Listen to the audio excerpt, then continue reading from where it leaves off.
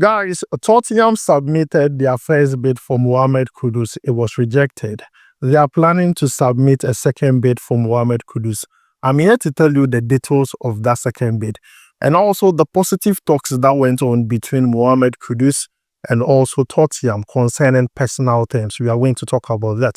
And also talk about Partey, Niko Williams, amongst many others. So please make sure to like, subscribe, and also turn on notifications. My name is Adam. You're watching SportsCornerGH. Quickly, let's jump into it and begin with Partey, who is a free agent as of yesterday. Now, the good news is that he's not short of options when it comes to the club he's going to play next season. The club that have contacted Partey in recent times is Galatasaray. Now, Galatasaray are interested in signing Partey, and if anything is to go by, Gala has money. Look at the money they want to pay Victor Osimhen. They want to even match more than what Napoli is paying for Victor Osimhen. So it makes me believe that Galatasaray can meet Partey when it comes to his financial conditions halfway. They can pay what Partey wants. But then they can also give Partey the needed game action, the needed game minutes in the Turkish league and also in Europe. Now, if you take a look at Galatasaray and their midfield, the players who play in the position Partey thrives in, it is Lucas Torreira and Mario Lemina. These two players, Partey is an upgrade on these two players. You and I would agree. Lucas Torreira and Lemina, Partey is an upgrade on them. So Gala is bringing in an experienced player who can play in that position for them because, you see, in next season, they are going to compete big in the Turkish league and also in Europe. So they need proper midfielders. Now, Partey is not the only one they are talking to. Ike Gundogan is also another player they are talking to. They want to bring these two players to Galatasaray next season. We all saw what Gala did in the Turkish league last season. They won the Turkish league, won the Turkish Super Cup. Trust me, the following season, they want to do the same. They want to even go and do very well in Europe. And Partey, I feel like this would be a good move for him if he still wants to play in Europe because I believe Galatasaray can meet his financial needs. And not only that, can give him that competitive football he so needs in Europe. But then, guys, this is the latest update concerning Partey. Let me know what you think about it. Do you think it's a good move for Partey to go to Gala or not? Let me know your answers down below in the comments. Now, moving away from that, let's talk about Mohammed Kudus. As of yesterday, we all know that Tottenham have registered serious interest in signing Mohammed Kudus. They spoke to the agent. The agent sent it to Mohammed Kudus. Mohammed Kudus gave the green light. As of yesterday, Tottenham submitted £50 million as first bid for Mohammed Kudus. They sent it to West Ham. West Ham rejected because West Ham felt like it was below their asking price.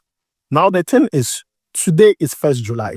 Mohammed Kudus release clause that we have all been mentioning, that release clause that we have all been talking about, the £85 million release clause begins today. And it is only active for the first 10 days in the month. So from 1st July to the 10th of July, that is the only period the release clause is active. So today activates Mohammed Kudus release clause of £85 million. If you think you can trigger that, do that, sign the player, he's gone, he's yours. But I believe no club is going to do that because they feel like it is too high for Mohammed Kudus. Now, what we hear is that Tottenham are preparing a second bid for Mohammed Kudus. Tottenham wants to bring £60 million to sign Mohammed Kudus. And they are talking to West Ham concerning paying that in 3 installments. So they're not going to pay all at once. They want to pay it in 3 installments. So that is the talks. That is the negotiation going on between Tottenham and West Ham at the moment concerning Mohammed Kudus. But also, Tottenham are holding positive talks with Mohammed Kudus. This has been announced by Fabrizio Romano. I know we are all tired about the Mohammed Kudus updates, but then this is another one for Fabrizio Romano. It says that talks between Mohammed Kudus and Tottenham on project and also personal term are underway, and it's a positive approach. Kudus is open to joining Spurs whilst the talks continue between both the player and West Ham sides. So guys, this is the latest update concerning Kudus. personal terms, you and I know it's all about money. The salary, the bonuses, what is he going to earn and everything. And I think Tottenham can give Kudus more than what he's earning at West Ham. But then, guys, this is the latest update concerning the player. Let me know what you think about it down below in the comments. For the part of Newcastle United, from what we are hearing, they want to submit £58 million to West Ham to sign Mohammed Kudus. They are planning to hijack the deal from Tottenham. But then they are not going to break the bank for Mohammed Kudus. In the situation where they don't get Mohammed Kudus, they are going to turn their attention to Harvey Elliott. Harvey Elliott, the Liverpool player who is currently with England's under-21 team. Harvey Elliott is an alternative in case Newcastle do not get Mohammed Kudus. But then, guys, this is the situation with Mohammed Kudus, who has a contract with West Ham until 2028. It looks like people forget. Do you know how much West Ham signed Kudus from Ajax?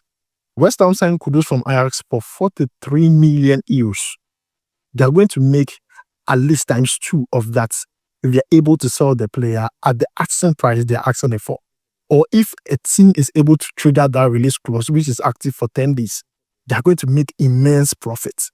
So this is really good business for West Ham. Regardless of how this goes, they are going to make profit. But then, guys, do you think it's a good move or a bad move? For me, I think it's a good move. I asked you yesterday, but let me explain why it's a good move very, very quickly. Just give me 30 seconds. It's a good move because if you go to Tottenham, they are forward players. Apart from Kulusevski, Mohammed Kudus will bench every forward at Tottenham. A lie or a no lie? True or false?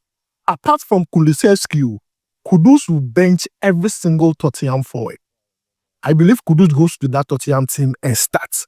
But at Chelsea, looking at the players they are signing and everything, look at the number of forwards they have now. Kudus would have to compete for a position.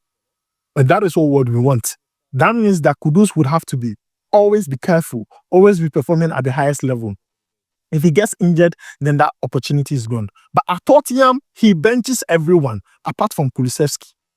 That is based on my own opinion. But then let me know yours down below in the comments. And let's talk about Antoine Semenyo. Latest update concerning the player is that he has extended his contract with Bournemouth until 2030. Now, this is coming from Bournemouth's social media page stating that we are delighted that Antoine Semenyo has signed a new contract until 2030. Now, let me break this down to you so you understand. This player performed extremely well in the just ended season. In the EPL, he scored 11 goals. He was attracting interest from a lot of clubs. Liverpool, Arsenal, Chelsea, Manchester United, all these clubs showed interest in signing the player. At a point, Tottenham wanted this player with full force. But then the price tag on Semenyo was £70 million. A lot of clubs did not like it because they felt like it was too high. So we're all hoping that negotiations and talks were going to go in. So Semenyo, looking at this performance, will play in Europe or will play in a big club next season. Only for the player to take a decision to extend his contract until 2030. Now, let me cast your minds back to July 8th, 2024, last year. July 8th, 2024, Bournemouth announced that Antoine Semenyo had extended his contract by 5 years. As of then, his contract was going to end on the June 30th, 2029. So looking at the new update concerning Semenyo, that means he has extended his contract by 1 extra year because last year he signed a 5-year contract extension. Seeing his contract come to an end at June 30th, 2029. Now he has extended that contract by 1 extra year, seeing his contract come to an end June 30th, 2030. Semenyo does not want to go anywhere. Bournemouth want to hold the player. I hope he's making the right decision. But then, guys, this is the latest update concerning Antoine Semenyo. At this point, if you want the player, you have to bring proper money because he has a very long time to be at Bournemouth. He could end up playing Bournemouth for a very, very long time. But I just hope he can put up the performance he did last season in the next one, because if he can do that, then there is a bit of consistency and that would merit the price tag he has now. But then, guys, this is the latest update concerning the player. He has extended his contract until 2030. That's wild. Last year he extended his contract, and last year's contract extension video is what you are seeing on the screen. This year he has extended his contract again. See, I don't want to talk too much. Let me know what you think about this down below in the comments. Is this the right decision or not? Let me know it down below in the comments. Talk about Niko Williams. His situation with Barcelona, it is a bit dramatic. Let me try and explain it to you so that you understand. Very simply, Niko Williams wants to sign for Barcelona. He has this dream of playing for Barcelona, playing alongside his friends, Pedri, Lamine Yamal, and co. But then Athletic Club is playing this emotional blackmail game with the player. We are the ones who made you. We brought you to the club. Your brother is the captain. That whole thing. Now, that whole thing got to the minds of the fans, and now they are destroying a mural of Niko Williams' picture in it. They are breaking into his car, and everything is becoming more and more serious. Now, what we are hearing is that, according to reports, the deal is on hold. Now, the reason why the deal is on hold is because Niko Williams' agent, Felix Tienta, who is also the agent of Niko Williams, have asked Barca for guarantees. Everything guarantees that if they sign the player can be registered. If you know anything about Barcelona, if they sign player, the question everyone is asking is, can they register the player? Can they register the player? Now, what we hear is that Niko Williams' agent is the one asking for guarantees concerning the registration of Niko Williams, even if Barcelona are able to trigger his release clause of 62 million euros. Now, what we hear from Spain are two different stories. That's why I said this is becoming complicated and dramatic. Others believe that Niko Williams had no idea concerning that. Others believe that it's the agent just doing his own thing because he gets most of his deals from Bilbao. So Bilbao are the ones pushing him to push this narrative out there.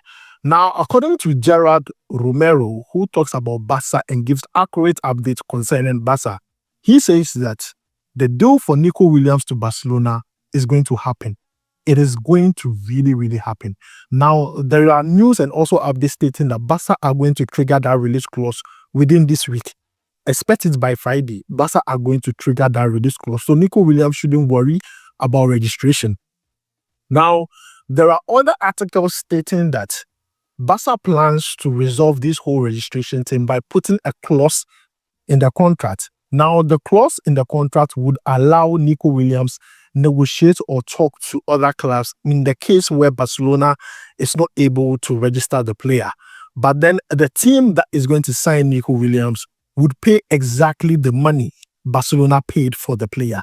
That is the situation with Niko Williams at the moment. The player is enjoying his holidays with Lamine Yamal.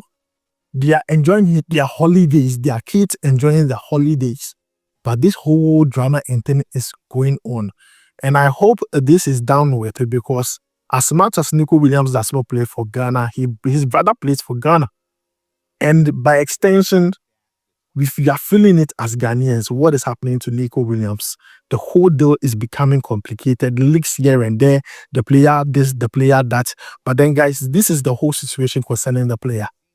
According to Gerard Romero, it is going to happen. The deal is going to happen. Nothing is going to cancel it. Barca has the money to trigger that release clause.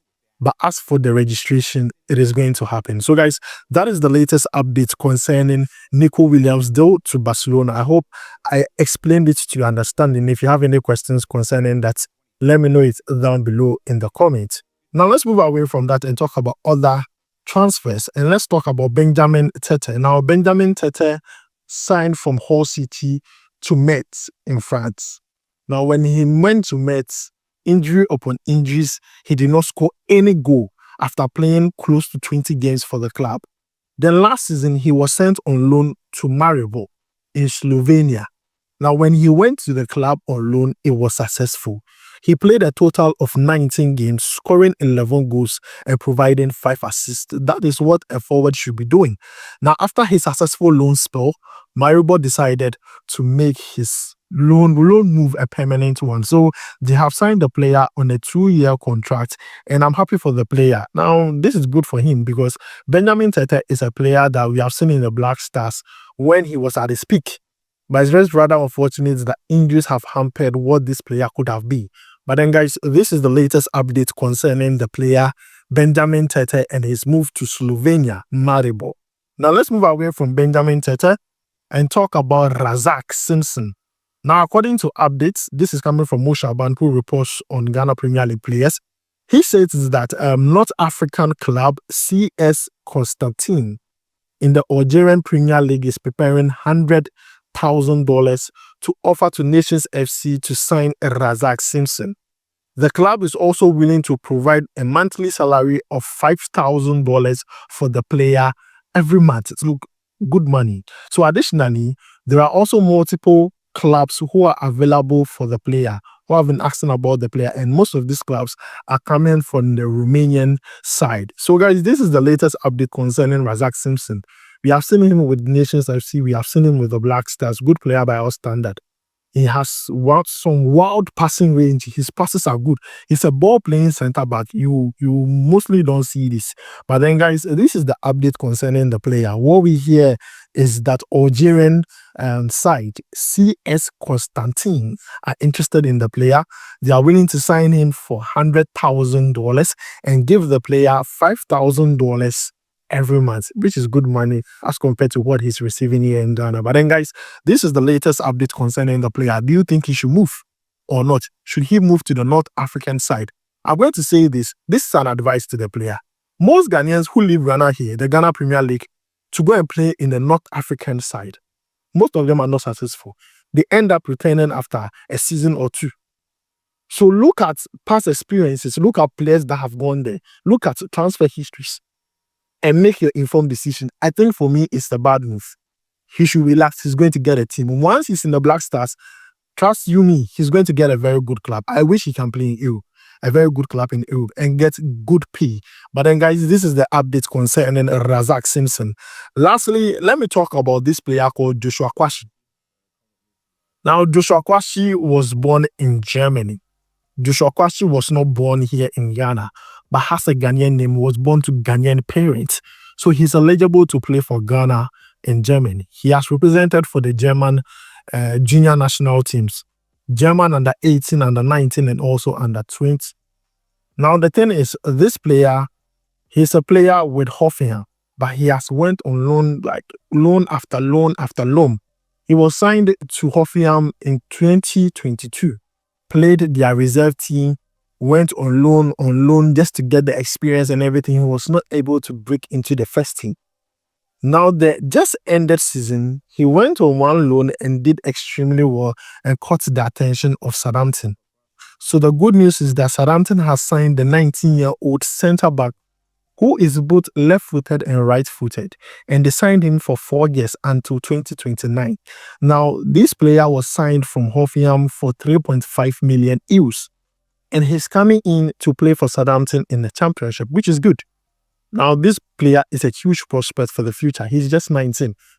And I believe that after playing the Championship, when we see how it unfolds by the end of the season, we are going to determine if he's a good player or not, and if the Ghana Football Association should approach, because if Southampton have seen something good in this player, Joshua Kwashi, I believe we should also approach too, because we are not short of talents.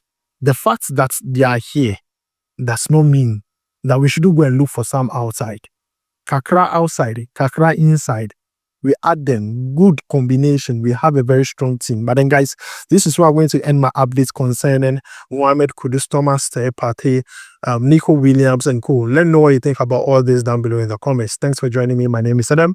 I'll make sure to see you in the next one. Charlie, we will vibe.